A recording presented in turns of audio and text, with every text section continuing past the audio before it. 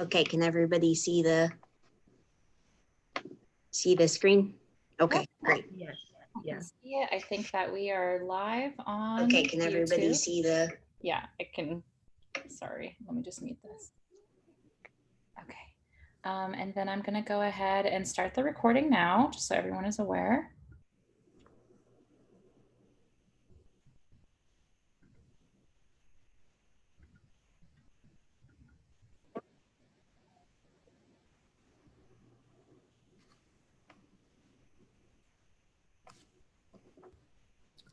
Hi, everyone.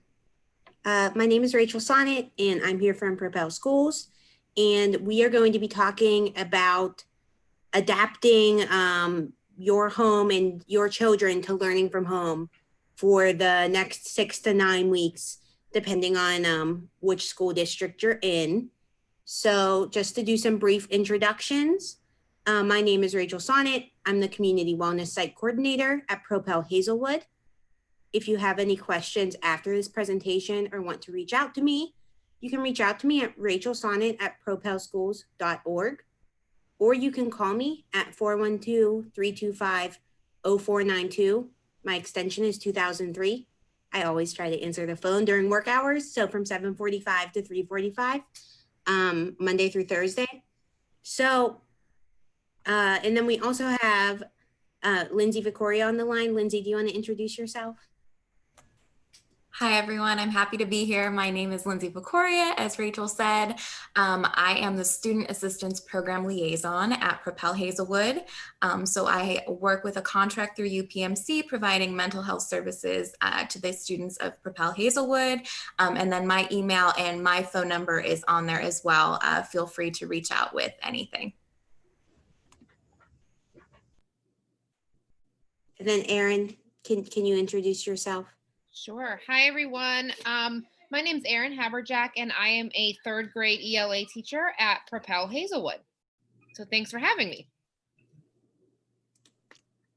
So just a little bit of agenda for us. So the first thing that we're going to go over is resources for you to stay happy and healthy with your children at home. That is the first step to online successful learning. So we're going to go over that first. And then Ms. Vicoria is going to talk about managing emotions and scheduling, because we've heard from parents and families that that is a big concern at home. And then Ms. Haberjack is going to give us some teacher tips about creating a physical learning space and just general tips that we've had as Propel has already started their online learning this Monday. And then we can end with a question and answer session at the end.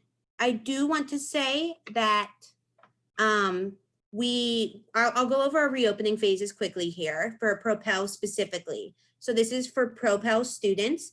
We opened on Monday for virtual learning. All students received a one-to-one device. That means that each student should have a Chromebook or an iPad. You can read more about the safety plan linked in this presentation after, and we can send out those slides virtually. We are starting out with a remote learning phase, and then when we move through the year, hopefully on October 5th, depending on the state of COVID in Allegheny County, we will move to a hybrid phase where students can either choose in-person classes or remote classes. And then hopefully we'll be able to move to a completely in-person phase. This presentation is focused on adapting your home environment to virtual learning. So if you are a Propel Scholar and you have any questions about technology or specific classroom-based questions, please feel free to reach out to any of us and we can address those concerns with you privately. So like I said, the first thing that I'm going to go over is having healthy children at home. And children thrive in environments where their needs are met and they feel safe. And that's something that we try to do for children at school every day. And there are some things that go into it that you might not think of when you move them into the home environment for a full day of learning. The first thing is food. Children are used to eating breakfast and lunch at school. They learn better when they're full and they can pay attention more throughout the day. So creating that schedule for your child that when there is a lunch break, it is a time for them to eat.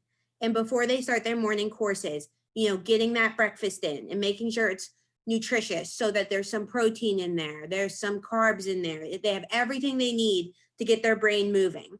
That's really important for kids. And it's something that I think, if we let kids make their own schedules, sometimes they might be snacking during class or they might wait until after school to eat. But we really want to encourage, those scheduled eating times. The second thing is water. At school, when kids change classes, they often get drinks of water. At lunch, they get water. They have opportunities to drink water throughout the school day. And it's very easy to sit at your computer and not have water and just be there. And water makes our brains work. It makes us more excited. It makes us healthier. We don't get headaches. And kids don't have that same sort of self-regulation as we do necessarily. So it's really important to set them up with a water source next to them and encourage them to drink it. So even I think a few of us on the line have been drinking out of our water bottles that we keep next to us while we work. All three of us. And the third thing, which is definitely something that you have to push in a virtual environment, is movement. So when you think about kids in school, they might be split up into group sessions. They might be traveling between classrooms. They have a recess break if they're in the younger grades a lot of the time. Those are things that help children focus. And they're things that we do on purpose. And so if kids are sitting all day and they go from class and maybe they take, a fortnight break and then they check their phone, they're not getting the appropriate movement that will allow them to refocus. So something as simple as getting up and, walking around the house or doing their favorite TikTok dance, whatever makes your kid get up and move in between classes is good. It doesn't have to be structured in a certain way. There are many resources online you can find for movement breaks. There are YouTube-led movement breaks for kids. So just encourage your kids to move around during the day. They're not meant to be stationary for 6+ hours. And the last thing is their health. So a lot of the things that we do in the school are the kids have access to that nurse every day. They have access to, at least at Propel Hazelwood, to an asthma clinic. And they still will have some of that virtually, but it's really important that your child regularly sees their doctor and their dentist and they keep up with their health, because all of these things play into that healthy child mindset. So we have to make sure our kids are ready to learn before they start. And so we know that some of these things I'm talking about may not be accessible to all families. And this can be shared in the slides afterwards. All of these documents are linked and the sites are linked as well. So the one thing that we've done at Propel Hazelwood and across all the Propel schools actually, is we have sent out this one-stop resource doc during tech distribution. So this is an Allegheny County based doc, and the only thing that's specific to Propel on it is the yellow box at the bottom. So if it is, if say you are a PPS student or you go to a private school, all of these resources other than the yellow box are still available to you. And they include things like what the United Way hotline does, and how they're the main source of information. And it all the way goes down to the community health centers. So if you need help finding that dentist or primary care provider. And then there's information about rent help and rent relief. As we know, the eviction moratorium is ending. So all of those things are accessible there. And then on the right, you can see the link for this document. There's also a link for the Hazelwood support staff site. So if you are a Propel Hazelwood student specifically, this site is a site where I have a page on it. Ms. Vicoria has a page. Our guidance counselor has a page, and our student support specialist also has information on there. And we will be updating that regularly for you guys as well. And then if you are from Hazelwood specifically, there are 2 resources that I use all the time to find the most up-to-date information. And it's the Center of Life's site that's focused on COVID relief. So that's centeroflifeonline.net. And then there's also the Hazelwood Initiative site, which is hazelwoodinitiative.org. And between those 2 sites, you can find most of the resources and the events that are happening within this community. And that involves, I would say, upwards of like 20 nonprofits that are operating within this community. So when we think about that last slide, we can use the resources on this slide to make sure that our children have everything that they need. But now I think we have a time for questions or reactions from those on the line with us. Does anybody have any that they'd like to share? You can unmute yourself or put it in the chat if you'd like.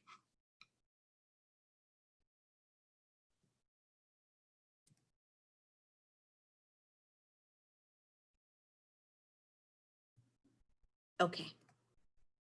So now I'm going to pass it over to Ms. Vicoria, who's going to move on to our second portion of the presentation. All right. So I'm going to talk a little bit about managing routines and managing emotions at home. I identified 4 specific areas. And again, these are areas that we had kind of gathered from parents at the school, that we had kind of heard through word of mouth that this was generally some concerns that people were experiencing at home with the virtual learning. The first of which is setting clear expectations. Just people having a really hard time communicating with their child what they, wanted to see their virtual learning day look like. The next is creating a routine with your child. We had a lot of people who said that their children were staying up until 2 and 3 in the morning, and then they were having a hard time getting up the next day, and just having a really difficult time getting them on that same school schedule since they were at home. The next is checking in. The COVID-19 pandemic, if we can say anything good has come out of it, it's been this new focus and this new concern about mental health. And our children are feeling it, our adults and their caretakers are feeling it.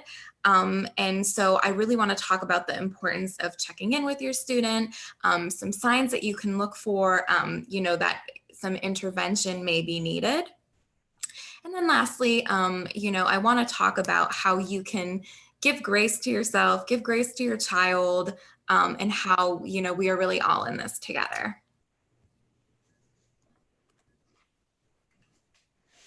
So the first thing is about setting clear expectations. And I just loved that graphic that says clear expectations plus clear communication is clear outcome. So the first of which is students and children in general thrive on structure. They really like to know what to expect. It lowers anxiety. It lowers that questioning of what they're supposed to be doing. So when there's really clear outlines of what virtual learning should look like for them at home, they're more likely to be successful. And the way that we want to set out those expectations for them is we want to be really clear in our language. So we want to use words like positive language that's saying like, I want you to sit here. I want you to do this. We're not using that negative language like, don't do this, don't do that. We really want to be clear in what we want them to do. And we also want to be fair and we want to be reasonable. So we want to look at their, age and developmentally. We're not going to ask a 5-year-old to sit at the computer and not move a muscle for hours. That's just not developmentally appropriate. And that's unfair to the child to expect them to do that. And frankly, if you expect them to do that, you're probably going to come across a tantrum or some other type of parent-child conflict. So we really want to be mindful of their age and make sure that the demands that we are putting on them, like I said, are clear, to the point, and then also fair for their developmental age. And then lastly, providing help to be successful. So really thinking about problem solving in the lens of if something is not working, having that conversation with the child of how can I help you be successful, and kind of working together as a team, because this is very much new for everybody. So really asking the child, I think oftentimes we don't think enough to just ask the child, what do you need? And you would be surprised at how children can articulate what their needs are. And it may be something that we didn't even see. For example, if a small child's having a hard time sitting, at their chair, at their desk for their virtual learning setup, If you ask them why they're having a hard time sitting down, it might be that their butt hurts or that they just are uncomfortable. And maybe, you know, that's like you can get them a pillow that they can sit on or something like that. So really just asking them what they need and then assisting them with that. And we can go to the next slide. So the next absolute key to success is creating a routine with your child. And oftentimes at school, we have this sort of built-in routine of getting up and brushing your teeth and making it out the door and making it to the bus or making it, you know, to the car, and then you're at school and then your routine is just happens for you. And at home, we really, you know, have a little bit more wiggle room, but really having that routine is still very important for children. And so I apologize that image is kind of blurry, but there's tons of great resources online to help you come up with a schedule. And I really recommend that parents and children sit down together and create a schedule down to the time that they wake up, what they would do next. So maybe that's brushing teeth, getting dressed, however their routine works. And I recommend really writing that all down with them. And again, making it age appropriate. So for a younger child, that might look like pictures of which you can find clip art, you know, right on Google image search. Or it might look like for an older child, you know, you're able to use a little bit more sophisticated language, you know, as their reading level allows. My next tip is to schedule mealtime. So another thing that we heard a lot from parents is like, oh my gosh, these kids are eating me out of house and home, and they are eating 20 snacks a day. And I know they don't do this at school. And that completely happens. I mean, I felt that when I was working at home. I don't need 2 lunches. 1 lunch is okay. And 1 lunch is what I eat every other time I'm not working from home. So really scheduling those meal times is a really good key to success, so that they know, okay, I might be thinking I'm feeling hungry, but it's not lunchtime yet, but I can see on my schedule that it will be lunchtime after I have math class. So again, helping them with that visual helps them know what to anticipate and be able to handle that waiting or whatever that might be. Again, schedule time for movement. I know that Rachel touched on that in her piece. Movement is so important. And I have seen the Propel Hazelwood teachers I can speak for have done awesome with making sure that our kids get movement and get break times where they can get their wiggles out, because, you know, it's a lot of sitting. It is a lot of sitting. And making sure that if there is a break, that the child doesn't sit and go on their phone or something like that, but that they are stretching their legs, whether that looks like a few minutes of outside time, a few minutes of walking around the house. I mean, any movement is great. Next is to give every material a space. So this is huge. I saw the materials that our students were given, and it was just a stack of books and papers and electronics and headphones and all of these awesome things. And I know that, you know, every house setup is different, but as much as you can to have a home for school supplies is really awesome. For one, that helps the child know where things go.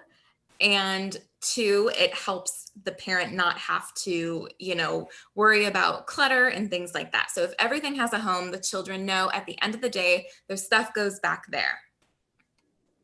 The next is to allow time for rest and recharging. I mean, just like a regular school day, virtual learning is absolutely draining. Again, even though it's a lot of sitting, it's still very draining, and it's important to allow the child to have, you know, a moment of peace and quiet after school. And that might look different for, you know, across kids. It might look like, you know, wanting time to be creative and maybe do some play. For other children, it might look like just sitting and watching TV. So really allowing that time for them. And then lastly is a bedtime. And again, this is the number one thing that parents expressed concern about when we went virtual.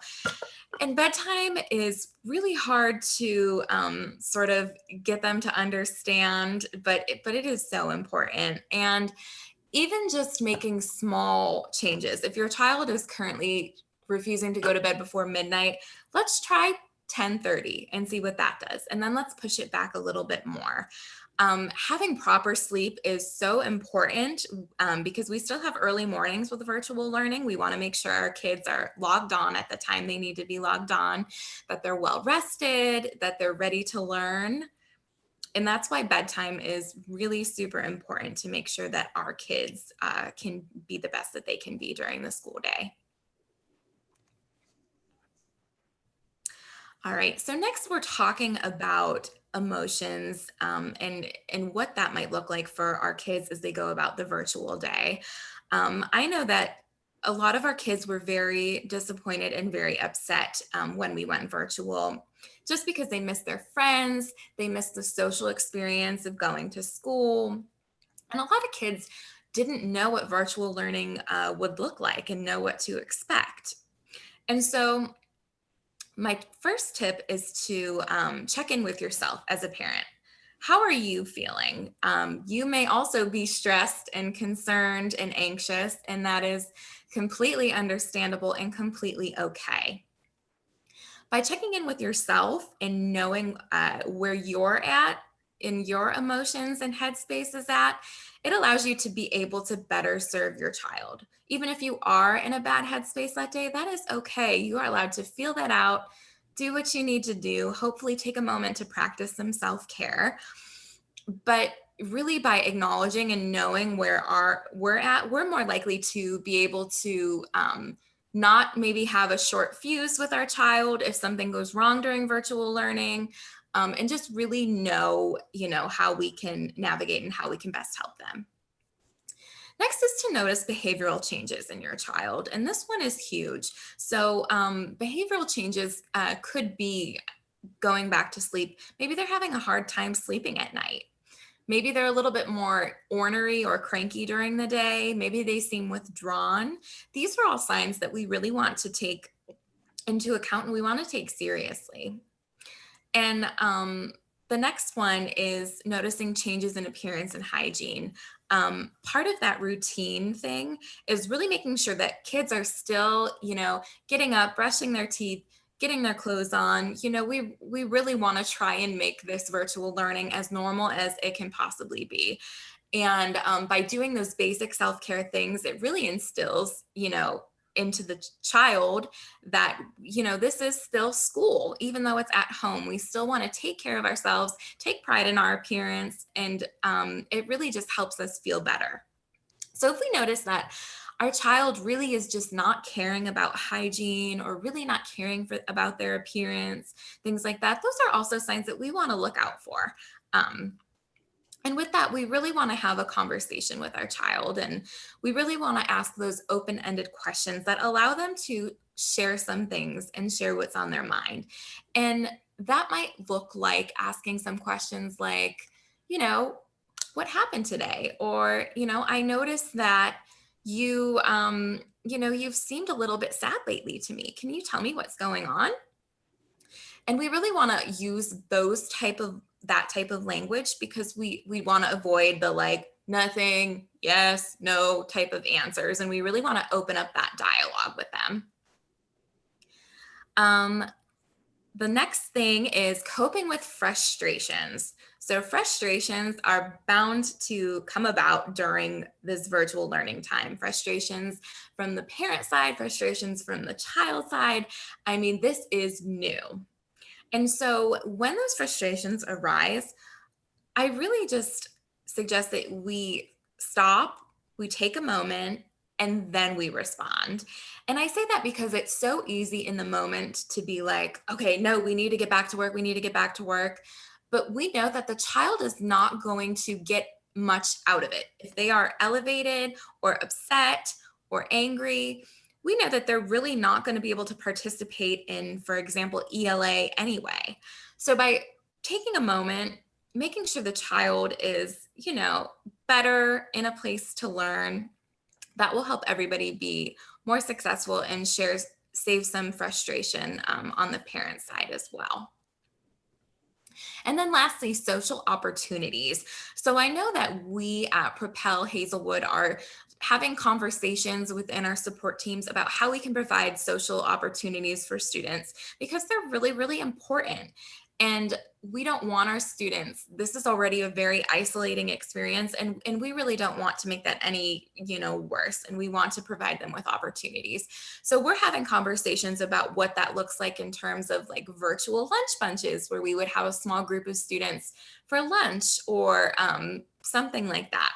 So I really just encourage, those social opportunities. It can even be calling a family member, FaceTiming with a cousin, FaceTiming with a friend, and just making sure that children are still reaching out to their social system that is outside of the home. And lastly, I really just want to drive the message home to be gentle with yourself.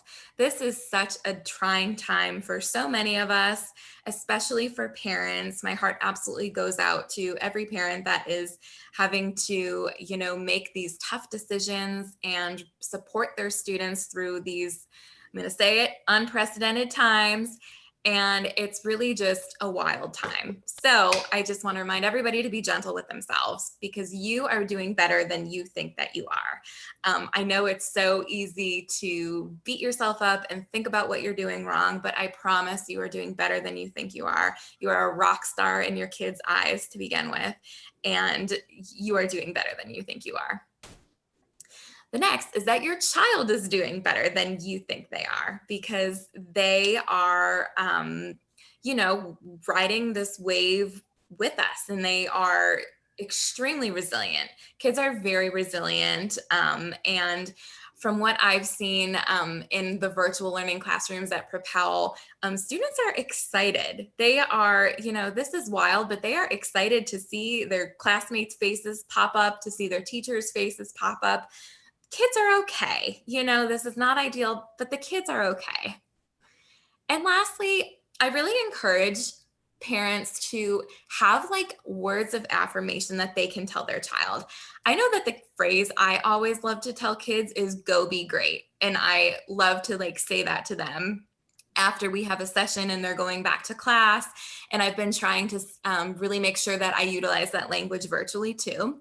So these are just some examples of, affirmations that you can share with your child before they start their virtual learning day.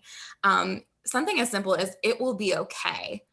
You are capable. You're going to have a great day today. Like, let's do this. And those really just help the child have that positive mindset and be like, yes, okay, let's go. And I really just encourage you to try that. And I think that you might find that the kids really like it. And also just those words in our brains as adults is just really healthy and positive for us. And so that is all I have. So are there any questions on any of that?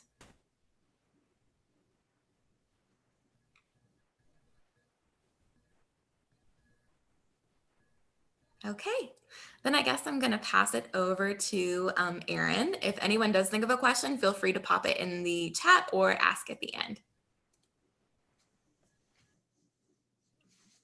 Okay, hi. So I'm going to talk a little bit about setting up a virtual learning space at home.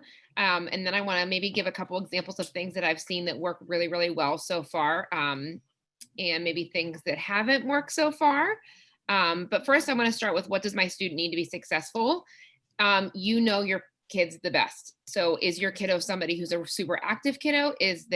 Are they somebody who can sit down for a long time? Do they prefer a nice quiet space? Do they like soft music? Those are things that you can either ask your kid for first, or you as a parent probably already know those things. Also know that your parent or that your child, what they need is to do at work at school. So some students prefer to write with a pen. Some students prefer to have pencils. Maybe have those conversations prior to setting up a space for your kiddo, and see what they would like to have in their workspace. Also, once you think about what your child needs personally, you can tailor, like I said, a space to them. So each kid may need something different, and you can make that space whatever your student needs. And then we'll go to the next one is to make it comfortable. Comfortable, I do not mean necessarily laying down in bed. I have seen some of our sleepy friends still laying in their beds, and that might be a little bit too comfortable for school. We're still doing work, but you can make it comfortable as far as, like Lindsay said, you can put pillows around. You can have different seating options for them. Some kiddos work better sitting on the floor, honestly, with a lap desk. Shh. I apologize. My son is sitting beside me. So just make it as comfortable as you can for your own child. Again, I would avoid the laying down in bed and laying down in bed, or, you know, laying in a sleeping bag maybe doesn't work so well. The next thing is pick a space. Don't necessarily focus on a desk. I have had a lot of kids work really well on the floor with lap desks. I've had some kiddos at Propel work really well. I had a student stack pillows on the floor, and then they put their laptop on the floor and they worked on their belly. So it doesn't necessarily have to be a desk, but it does need to be somewhere that they can lay their materials out and have space. And if they're going to choose to have a lap desk, maybe make that consistent for the whole week. And then if they end up not liking that, maybe try something else, but make it a consistent space. Also, try to clear games and toys, especially cell phones, away from their learning space. Kids are really tempted to get on those cell phones, even when you're working on a computer. So try your very best to keep the toys and any other types of things that would distract them away from that space. And then the last suggestion I have is to have a lot of good visuals and books around the space. It doesn't have to even be like necessarily child focused, but anything that has good vocabulary or artwork or things that expose kids to different things in the world is good to have. One of my students that I'm working with in 3rd grade at Propel has sits in their room, and there's artwork all around the room, their own artwork that they've created. I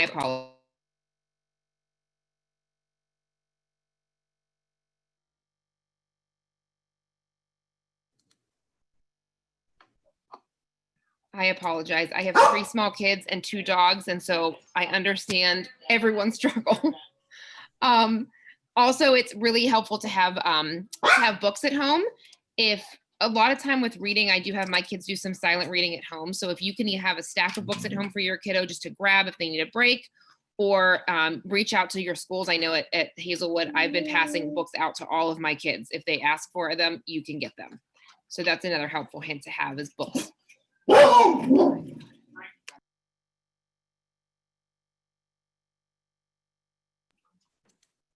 So I can just add for her right there that I know in Hazelwood, there are multiple free little libraries also available. And I do try to keep the free little library outside of Propel Hazelwood stocked with specifically children's books and like up to middle school books. I don't really put adult books in there because I know it's on school property. So that is a good place to look, and I will go and restock it tomorrow just for the people that are listening. So you can go and check out the new books there as well. And then I just have a couple of tips and tricks just from, this is day 3 from virtual learning at Propel. The first one I have is if you or your student are feeling frustrated or upset, please walk away and take a break. There's nothing wrong with taking a break. A lot of parents will sit on the computer and try really hard, and they're doing the very best they can. But at some point, it's just best to walk away, come back, and we'll try again. I have to walk away sometimes and come back and try again. We're also at Propel keeping our live videos up for extended periods of time. So that allows parents, whoever's working with their kiddos, to walk away, come back, and we're still there for you. We haven't left, we're still there. And that seems to be really helpful for parents. My next tip is to schedule, at Propel, we have schedules with links for each of our classes. And so those links will take your kiddos to every class that they need to be in for that day. And so if they get lost during the day, they just go right back to their homeroom. It's kind of like we set up a home base. So if you're at Pittsburgh Public or wherever you are, ask your teacher if they have a home base. And that way, since you're trying to navigate all those different places, you can just go back home and then start again. My next piece of advice is don't panic. If something's not working with technology, which it could be internet going in and out, it could be images are not popping up, it could be your microphone's not working. We have time built into our days, I know at Propel, to specifically work with parents if you want to call and we want to have live sessions. So we do have time during the day to help you fix those tech issues. And that's what we're here for. We have live sessions, but we're also here to walk you through those troubles. And then my last tip is please be very aware that when your student is working during a live session, that we can hear and see everything that's going on in the back. As you can hear and see, my 3 humans are crazy at my house. But we can also hear and see everything that's going on at your home. So we want to make sure that your privacy stays private, and also be very mindful of the language you're using at home.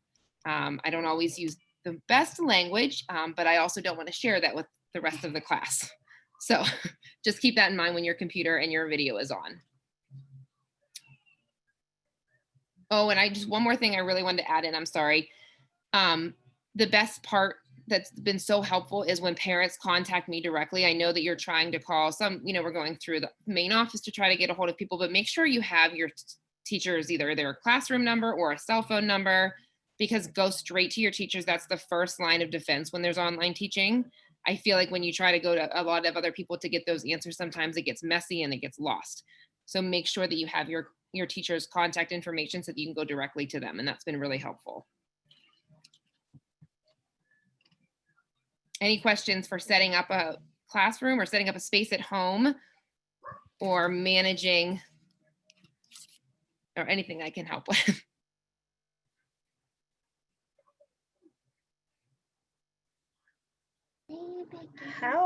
I do have a question. Yay!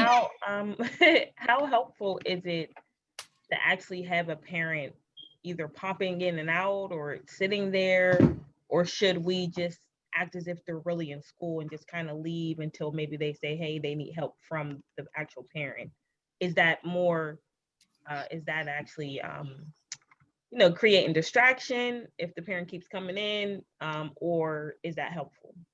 I have found it to be a little bit of both. So I always prefer parents to at least stay on with us for the first day or even the first week because we're kind of teaching parents as well.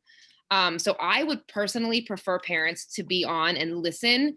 And now if you do have a question, I've had some pop in and it can be disruptive, but for the most part, if you are listening and then just waiting until there's a good time to ask questions, it's really helpful to have you guys on there. Then we get to teach both of you at the same time, and it's really, really helpful. I would like a piggyback question answered. Sure.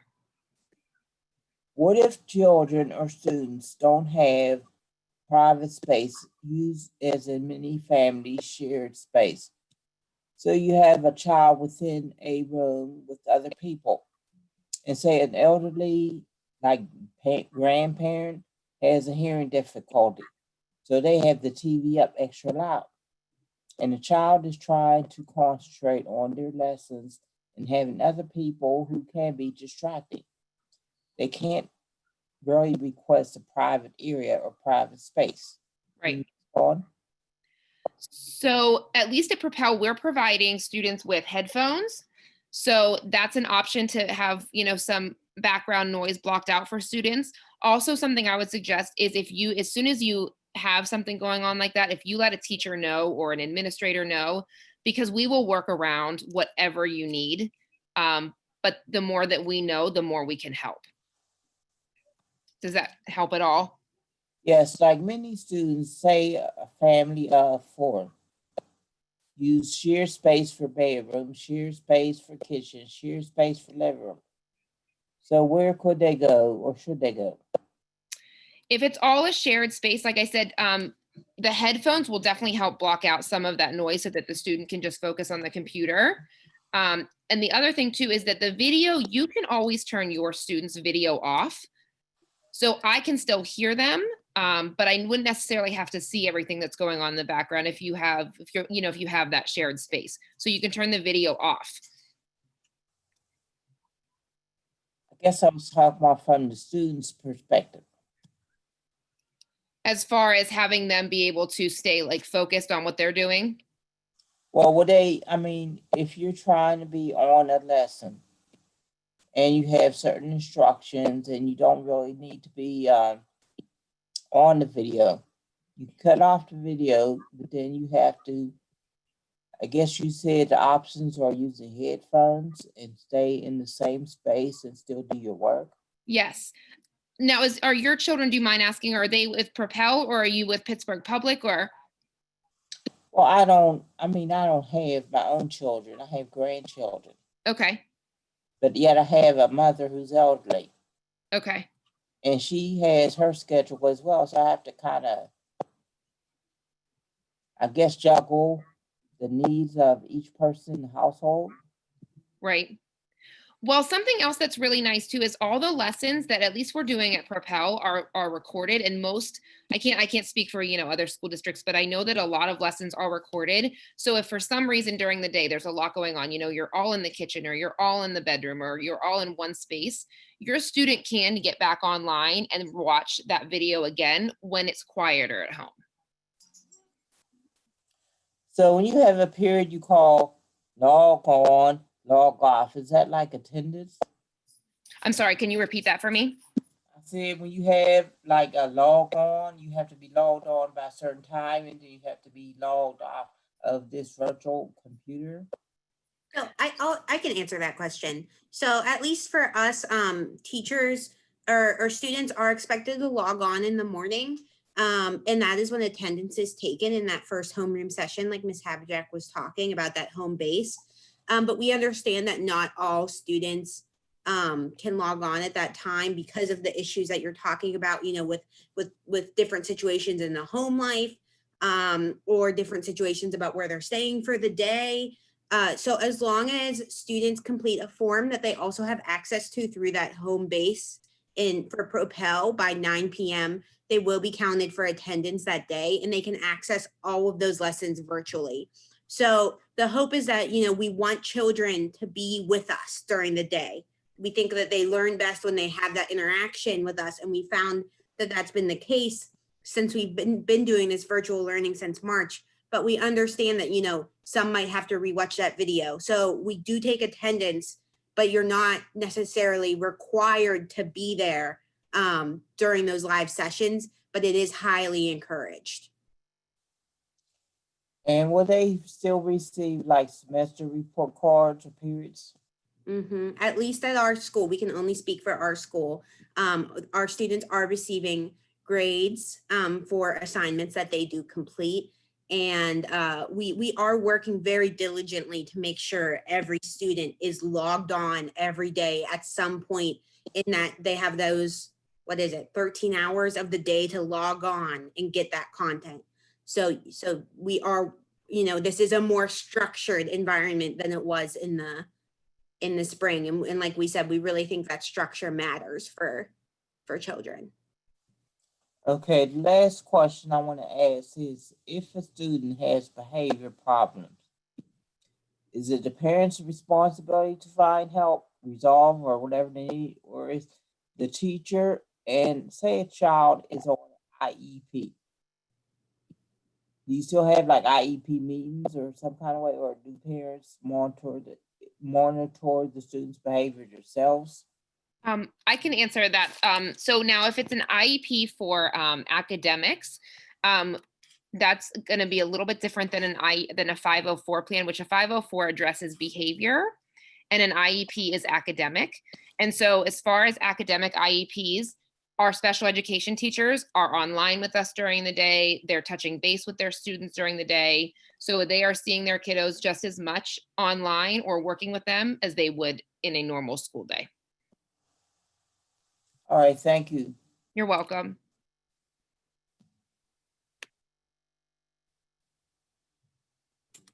So I just wanted to ask a question of you all on the phone. We just threw a bunch of information at you, and I know you guys all need a minute to digest it.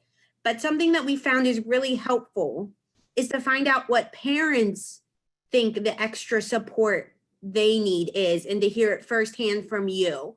So after looking through all that information and hearing us, does anything immediately jump to mind? Is there any information that we can share with you that you think would be like extremely helpful? Or is there anything that like just jumped out at you as something that you'll put into place, or something that you think your child will really use? So I was just hoping to get a little feedback, if that's possible, if anybody wants to share. For me, what jumped out is I thought of most of it, but I think one was keeping your student hydrated. That's just something that I totally didn't think about, like maybe having a water bottle for them, or of course making sure they eat, but just not realizing that may be something that may help, as well as just taking our time. Like if you have to get up, or the student has to get up just to kind of get a breather, allow that time for that. I know as a parent, I'm steady like thinking like, okay, they're in school, they have to be tentative, they have to, but not thinking like, okay, they may need an actual break. So allow that break. And it helped that you all said that, because I know for me being a parent, I thought that might be a distraction to the class from my student getting up in the middle of the lesson. But that really helped to hear like, no, we put time in for that.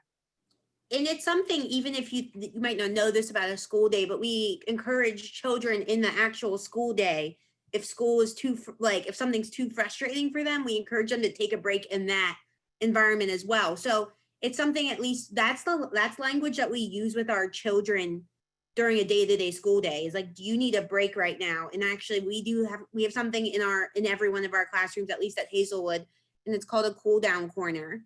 And students know that that's like a safe space to take a break. Because, adults, we take breaks. Like we naturally are able to stand up and say like, this work is enough right now, and take a break. And we need to extend that courtesy to our children. So I think that's a really good point. Yeah, those things really helped. And one thing that I think would help, what you just said, is the language that you all do actually use when we were in person. Us as parents, we weren't actually in the classroom, so we have an idea of what class time looked like for us when we were in class, and class time may look totally different. So I think expressing a little bit more what class looked like in person will help us kind of translate that to our homes. That's a great idea. Maybe like a glossary of words that we use, and that, come second nature once you work with kids for a while, but that necessarily you wouldn't know. That's a great idea. Yeah. Thank you. Yeah. Did anybody else have anything they'd like to share, or any situations you're facing at home and we can help brainstorm for you? I see a chat. I'm not a parent. It says, so for those of us that can't see the chat, it says, I'm not a parent. I train volunteer literacy tutors, and all our learning is now online. Something I found very helpful is the idea of being flexible but consistent about space. Try an arrangement for a week or so. If it doesn't work, change it up. Yeah, that's a great point. And say that even thinking back to last year, a lot of teachers have moved to flexible learning spaces. And I can say, teachers say, try this. This is your space for this week. So that way you're not dealing with that every day, every hour. Kids, oh, I need to move. Well, we're not going to move every hour, but we can move every week. And it gives kids the flexibility to be where they need to be, but also the structure to have that, every day I'm at my lap desk. Like I'm sitting at a tray table right now. Like this, this tray table is where I work this week. And it hasn't been where I've been taking all my meetings this week. And it's like, it's a good structure. So that's a great point.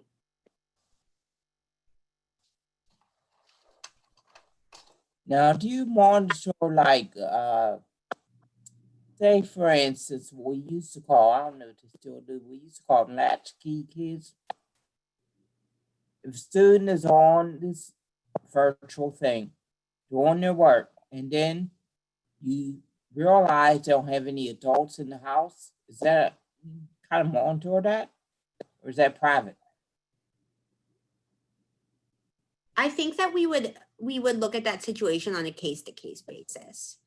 And that is something that I would imagine if that situation came up and we noticed that a child, you know, something was happening there, then we would talk about it as a support staff, but I don't think we'd have a policy for that. And, you know, the other people on the line can correct me if I'm wrong.